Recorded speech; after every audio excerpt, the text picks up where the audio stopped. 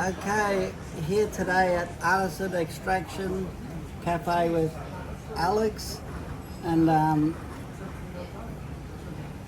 love coming to this place because you guys are one of the first supporters of For Real Milk, Yep. and we got invited to your official launch, or do you call it a grand opening at the time? Yeah, well, it was an opening. I don't know how grand it was, Gregie, It was but grand. I it was. was here. I saw it. We brought the cheese and the milk at the time. Yeah. And that was 9 years ago now. Yeah. You've been through some challenging times in your days as a cafe owner, Alex. Very much so, Greg. I've been a small business person most of my adult life. I was a steel fabricator in my own business for nearly 30 years before I did this. Okay. So Quite a different dynamic. Yeah, Yeah, very much demographic. so. Yeah.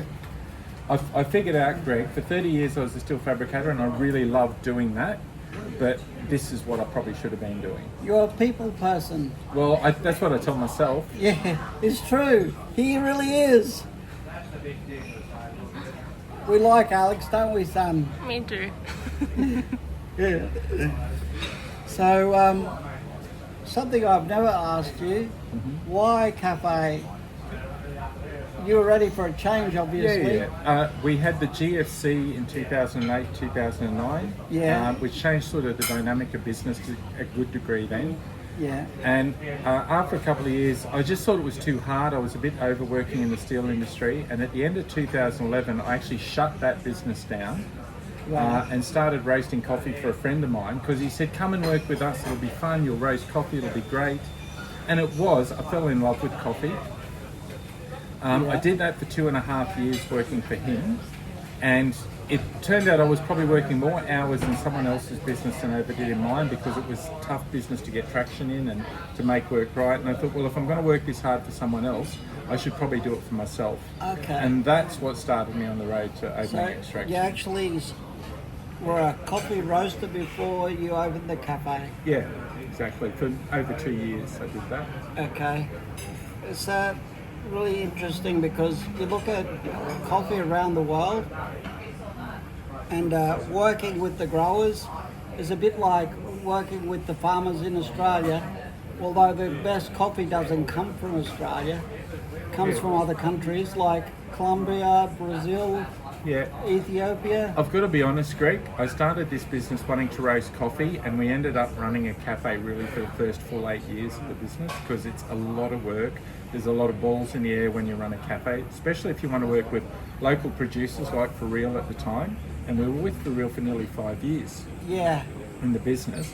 But we had to change because the quality of the product was, the milk was great, it just wasn't perfect for coffee anymore. And we had to find something that was it was a a bit more. challenging time. I know that Yeah. was difficult for you guys, and it was hard for us too because you guys had always been such strong supporters of local. Oh, and we went through a big sort of evolution trying to figure out what had changed. And with even you on the guys farm, at we the were time. trying to make changes to Yeah. what we fed the cows and get the protein levels right. Yeah. It's a difficult thing to work with a single source supplier because when you work with big companies, they're getting milk from 200 farms, Yeah. and the milk is averaged out across the board. But our farm was one farm, Yeah. one product, processor. Yeah. And part of the issue with us too is we like to support local. Like right now, we buy our bacon from Beanley Butchery and have done Yes, since the day beautiful. we opened. I just had And some it's- for brekkie. And it's old-fashioned bacon that's salty and good. You can hear your arteries hardening as you're eating it. No, it's good for you. Grazing Girl Eggs, they're two young women that started up a free-range egg business locally, and so we've been supporting them for the last 12 months, 2 years now. I think we've Okay. been working with them, and we try to work with as many local suppliers as we can, because if once we lose those businesses, and you know what this is like, Greg, once you lose them, they're gone. They don't come back. Yeah. And so we put great value in that, and passing that on to our customers is a big thing for us, in that we start to forget the value of what we're paying for because we get so used to a generic product, we lower our expectation. When we walk into a place that actually is making a real effort, how do we judge it? How do we put a value on that? And it comes at a price. Some of that is economics, it costs more to go there. but it's also there's less and less of those places around. So they're going to have to start charging more as the numbers drop because everybody goes to the corporate entities to supply, as a Sunday lunch or a Sunday breakfast. Alex, there's literally a cost benefit to do that. Because you can't always see the benefit. There's a cost, like you said. It's like most things, Gregie. People go out and they want to have a great time, and everybody's got less disposable income because that's the world we live in now. There's been a big change since COVID, Yeah, it's tough. big economic reset. Everybody's struggling. But as a business, if we don't raise our prices, I've got to close my doors because Yeah. I can't keep affording to do what I do. The business is facing the same financial realities as the rest of us. Yeah, exactly. Even on the dairy farm, we try to keep it as affordable as we can, but we can't compete with the big companies internationally owned. And It's a war on dollars, Yeah. basically. Public are going to end up paying premium for a product that isn't great because there's no competition. We see that now with Coles and Woolies. There's been lots of outcry recently about what they've done. Price gouging, fake pricing on discounts and what have you. But ironically, I wrote about that in my book, Alex, 10 years ago. And nothing's going to happen, Greg. They're going to keep rolling along doing what they do because there isn't an alternative. People go, well, where else do I get my groceries? I don't have a choice. And they're blind corporates. You don't see the people who make all the money and control it. All you see is the poor worker who's probably struggling just as hard as the people that go there to shop. Yeah. So tell me about you, Gregie. How are you going? I'm getting better. Plug it away. You know what, Greg? You might not be as mobile, but you're still as loud. Yeah, well, I like having a chat still. Yeah, well, it's a good thing. People are going to love you or they're going to hate you, Greg, but you can't make everybody happy, can you? No. As Taylor said very well, the haters are going to hate. Oh, so you're a fan, are you? Yeah, of course. You were Swifty, mate. I never thought I'd live to see the day. Before there were Swifties on the planet, I was with Tay-Tay. Oh, were you? Okay. That was the first big concert I ever took my daughter to. Oh, right. Taylor, before she was big. Yeah. She was just a little country girl from Nashville. Yeah. Back in 2016. Yeah, I'm a big fan. When I was in hospital, it was cool. One of the physio students, she flew to Melbourne to see this concert, and we used to play Taylor in the gym every day. We drove everybody nuts. No more Taylor! Well, there's probably a little known fact about you you've just shared, Greg, which is quite good, I think. Well, on the last album, she had a song that went for 10 minutes. Yeah. We used to play the 10-minute song. I had to stand up for 10 minutes listening to the title. Oh, right, yeah. Good. And I could do it. Excellent, mate. Yeah. So what else, Greg? What are we going to discuss? We could discuss the weather, because we've had a fair bit of it lately. Well, we're out of the deck at the moment, which is a renovation you've done to your cafe this year. No, this Last happened. year. No, this happened nearly 2020. We opened the deck. Wow. During It's COVID. been a while, yeah. And it was something I always envisaged in the business. When we looked at taking this building over, I stepped out the back here and I thought it was a wasted resource.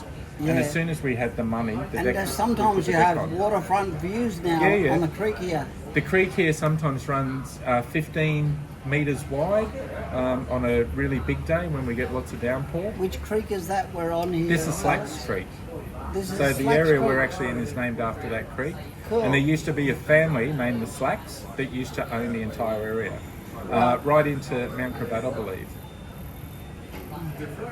So a bit of local history for you. Yeah. And I'm probably wrong, so like don't take that. There you go, world. We don't know the answers to these questions. We just make it up. It's always more interesting. I said to son, we don't need to write down questions. I just improvise. Do you? Yeah. So last time I visited here, you were in Tasmania. Yeah. It was nice down there. Gorgeous. Good weather in the summer. Oh, it was actually, we had brilliant weather the whole time we were there. Very rarely was it cold or chilly. Sunny days, a little bit of rain. So what did you buy, a holiday house down there? We got a Airbnb for the week in Hobart. and we just did day trips out of Hobart, Bruny Island, Nice. Richmond, all the lovely places all the tourists want to go, and like great spot for a holiday. Heather would live there in a heartbeat, my partner, but I think in winter it's too bloody cold. Yeah, so I'd like I'd to stay in go to Queensland. Tasmania every January, February. Yeah. Get out of here. This is horrible weather in Yeah, summer. it's pretty much, and in Tassie, that is their summer, and it's still quite cool and pleasant most days. Yeah. And the food's great down there, by the way, too. Yeah. I don't think we didn't have a bad meal the whole time we were away, and as you can probably tell, I like to eat. Yeah. Bit like you, Greg. Food is good. Yeah. So, what's your plan going into 2025, Gregie? Oh, so many plans. Where should I start? Well, start with the first one. That's always a good place. Well, I'm currently writing my second book Yep. about the stroke recovery journey. Yep. I'll be about the whole journey. I was at work in the morning, it happened, just fell over Yeah. like a sack of spuds. And my boss was with me and he saw me, he said, Greg, I'm here to bring an ambulance. I said, don't worry, Murray, there's nothing wrong. No headache, no dizziness, Yeah. no chest pain, all the things that it could be. I thought, no, I'm okay. I'll get up in a minute. I couldn't sit up, let alone stand up. And he rang an ambulance and we were 5 minutes away from the Gold Coast University Hospital. I was pretty lucky with there, not in Bow Desert. Yeah. Would have been all over Red Rover if Yeah. it happened in Bow Desert. We might still have some work to do then, Greg. Yeah. So probably can't do my old jobs again, but I'm thinking about Farmer Gregie's tours to the scenic rim, Yeah. day trips out of Brisbane and the Gold Coast. Yeah. Yeah, and I'm also going to travel around Australia and speak about my books Yeah. and about my journey with For Real Milk and my health journey.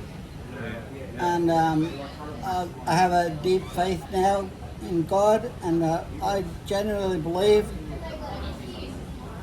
He saved me. I'm here because He wants me to do more work. Yeah. And something I'll talk about in my book, but I actually, when I was in a coma, I crossed over to the other side briefly. I met Jesus. He talked to me. I thought it was a dream when I woke up. I woke up and I said, I'm doing a podcast with Jesus. And when I woke up, I thought I had 800,000 views in an hour.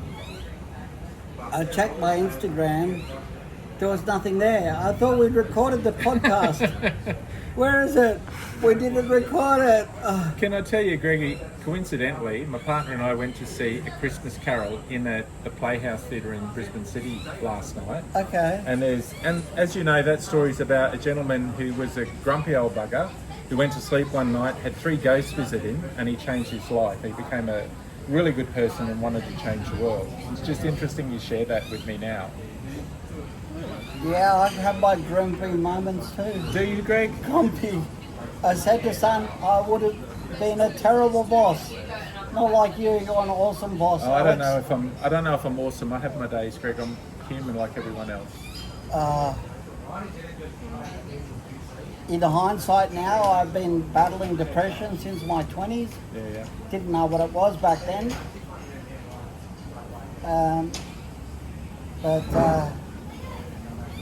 Yeah. At least every day's a new adventure, Greggy.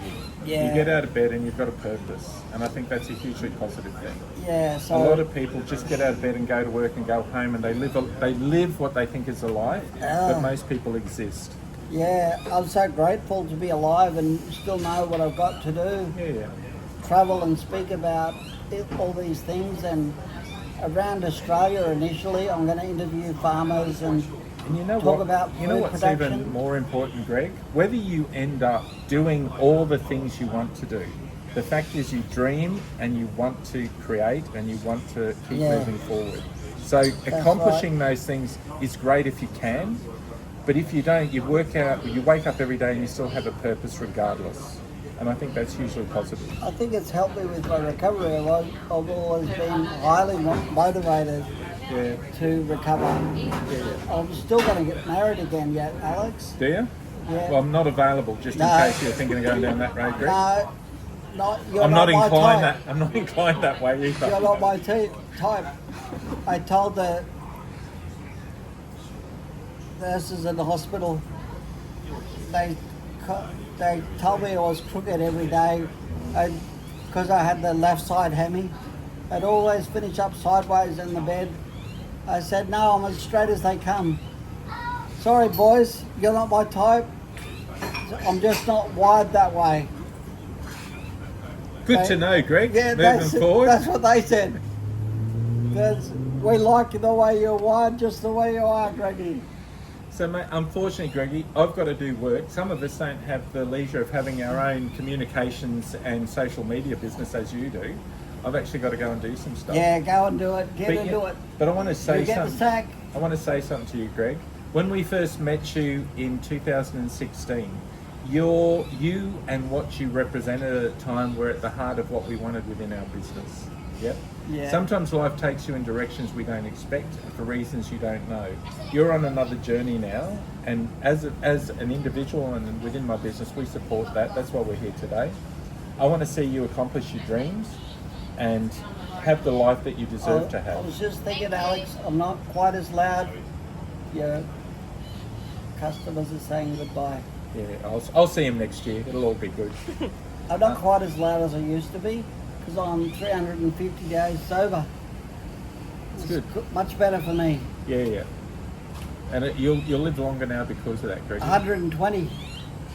I'm going to get to 120. Good on you. I'll be swinging a golf club at 100. I think I'll be long gone if that's the case, Greg, if I'm honest. You're only about my age. Plus 10.